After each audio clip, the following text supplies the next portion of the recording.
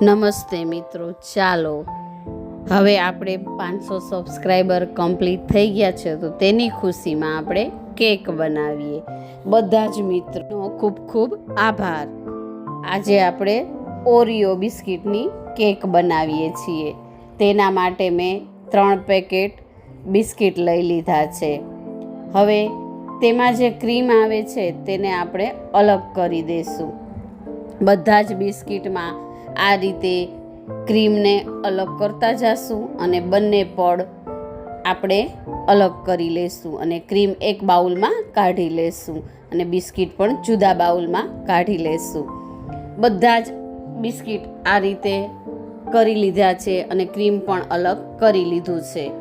હવે બિસ્કિટને અધકચરા આપણે બટકા કરી અને ત્યારબાદ સરસ એવું એને આપણે બ્લેન્ડરમાં અથવા તો બ્લેન્ડરની મદદથી અથવા તો મિક્સરની મદદથી એને ક્રશ કરી લેશું. જો બ્લેન્ડરમાં તમારી પાસે મોટું ચોપર જેવું બ્લેન્ડર હોય તો એમાં કરી શકાય, નહીં તો આ રીતે મિક્સરમાં એનો ભૂકો કરી લેશું. બધા જ બિસ્કિટનો એકસાથે ભૂકો સમાઈ જશે. સરસ બિસ્કિટનો ભૂકો કરી લઈએ આપણે મિક્સરની મદદથી. ત્યારબાદ તેમાં આપણે ફક્ત 4 જ વસ્તુઓની મદદથી આ કેક બનીને તૈયાર થઈ જાય છે. એકદમ સરસ એવી આ કેક બનીને તૈયાર થાય છે અને ઝડપથી પણ બની જાય છે. બધો જ ભૂકો આપણે સરસ એવો થઈ ગયો છે, તેને આપણે એક બાઉલમાં કાઢી લઈશું. હવે ત્યારબાદ તેની અંદર જોઈતા પ્રમાણમાં આપણે દૂધ એડ કરીશું. તમને જો એવું લાગે કે આપણું બેટર થોડુંક થીક છે, જાડું હોય તો અથવા તો પતલું લાગે તો થોડા એવા બિસ્કિટ એડ કરી દેવા અને જો જાડું લાગે તો એમાં થોડું એવું દૂધ કરવું. પણ બેટરની કન્સિસ્ટન્સી આપણે એવી રાખીશું કે એકદમ તરત જ આપણે એને જેમ આપણે ઢોકળા કે ઇડલીનું રાખીએ એનાથી થોડું એવું ઢીલું રાખીશું. સરસ એવી કેક બનીને તૈયાર થાય એટલા માટે મને થોડું એવું લાગ્યું એટલે મેં વધારે થોડુંક દૂધ એડ કરી દીધેલું છે. જુઓ, આવી કન્સિસ્ટન્સી રાખીશું. ત્યારબાદ મેં એક સ્ટીલની તપેલી લીધેલી છે. જો તમારી પાસે મોડ હોય અથવા તો તીનની કોઈ પણ આ રીતની સીધી તપેલી હોય તો તેમાં તમે કરી શકો છો અને સ્ટીલમાં કરો તો પણ કોઈ વાંધો નથી આવતો. તેને આપણે સરસ એવું ઘી અથવા તો માખણ કે કાંઈ પણ લગાવી દઈશું. ત્યારબાદ આપણું જે બેટર છે તેમાં 1 પાઉચ આપણે ઈનો એડ કરી દઈશું અને ત્યારબાદ તેને એક્ટિવ કરવા માટે થોડું દૂધ અથવા તો પાણી એડ કરો તો પણ ચાલે.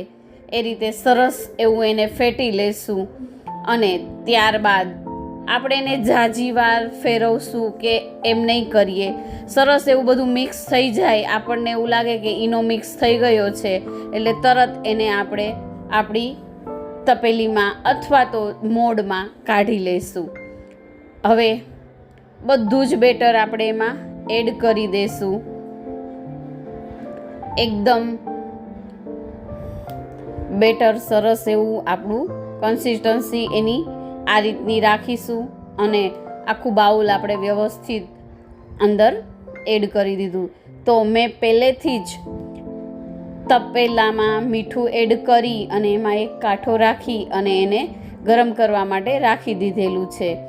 એને થોડીક 5 કે 10 મિનિટ અગાઉથી ગરમ કરી લેવું. ત્યારબાદ એમાં આપણે આપણી કેકની તપેલી મૂકી દઈશું. ત્યારબાદ જે આપણે ક્રીમ કાઢેલું છે તેની અંદર મેં દૂધનો પાવડર અને દૂધ થોડું એવું એડ કર્યું છે. એ ક્રીમ ઓલરેડી મીઠું જ હોય છે એટલે એમાં ખાંડ નાખવાની જરૂર નથી અને એને સરસ એવું બેટર આપણે ગાર્નિશ માટે તૈયાર કરીશું. જો 15 થી 20 મિનિટ થઈ ગઈ હતી એટલે મેં કેકને ચેક કરી તો હજી વાર હતી.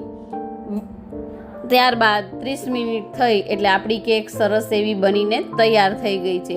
હવે એને 5 મિનિટ આપણે એમને રહેવા દઈશું. ત્યારબાદ એને આપણે કાઢી લેશું.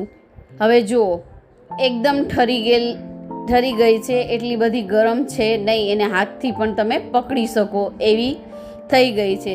હવે એને બધી બાજુથી આપણે જોઈ લેશું. ચાકથી ચેક કરી લીધું કે બધી બાજુથી કેક છૂટી પડી ગઈ છે. ત્યારબાદ એને આ રીતે ઠપકારી અને સરસ એવી આપણી કેક તૈયાર થઈ ગઈ છે. એકદમ તરત જ નીકળી જશે. જુઓ એકદમ સરસ એવી પોચી અને જાળીદાર કેક બનીને તૈયાર છે અને મિનિટોમાં જ તૈયાર થતી આ કેક છે અને એકદમ ઓછા ઇન્ગ્રીડિયન્ટ્સ વાપરીએ તો પણ સરસ એવી બનીને તૈયાર થઈ જાય છે. ત્યારબાદ મેં ડાર્ક ચોકલેટ લીધેલી છે, જેને આપણે કટ કરી લઈશું. ત્યારબાદ તેને આપણે ગાર્નિશિંગ માટે આપણે એડ કરીશું.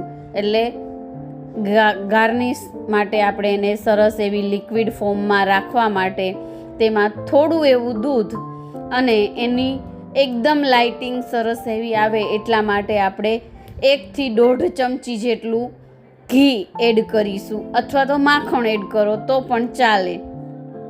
ત્યારબાદ એને ડબલ બોઇલરમાં આપણે આ રીતે ગરમ કરી લઈશું. જો એકદમ સરસ એવું આપણું ગાર્નિશ તૈયાર છે, સરસ એવું તૈયાર થઈ ગયું છે. હવે કેકને આપણે કટ કરી લઈશું. 2 ભાગમાં સરસ એવી ડિવાઈડ કરી અને હવે તેને આપણે ગાર્નિશ કરીશું અથવા તો ડેકોરેટ કરીશું. જો તેના માટે મેં મારી પાસે આ રીતનું જે કેકનું આવે છે, આપણે બધી જ કેકમાં આપણે જે ઘરે રાખીએ તો એનો યુઝ પાછો કરી શકીએ. એટલે હું એ રીતે ઘરમાં રાખેલું જ હતું તેનો મેં યુઝ કર્યો છે. તેમાં આપણે સુગર સિરપ લગાવી દઈશું. ત્યારબાદ આપણે જે ક્રીમ તૈયાર કરેલું હતું તેને આ રીતે આપણે એક દૂધની કોથળી અથવા તો બીજી કોઈ પણ આ રીતે જેનાથી તમે ડેકોરેટ કરી શકો એ રીતે એક બેગ લઈ લઈશું. સરસ એવું ક્રીમ આપણું બધું પાથરી દીધું છે. ત્યારબાદ તેમાં આપણે ચોકો ચિપ્સ એડ કરીશું.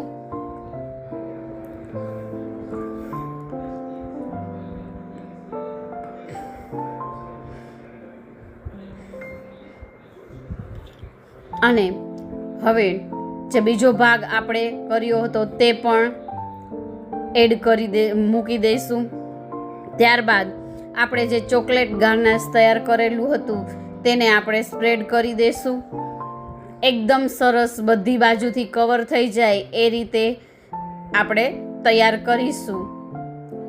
ત્યારબાદ તેને ફ્રીજમાં મૂકી દીધું હતું મેં 10 મિનિટ.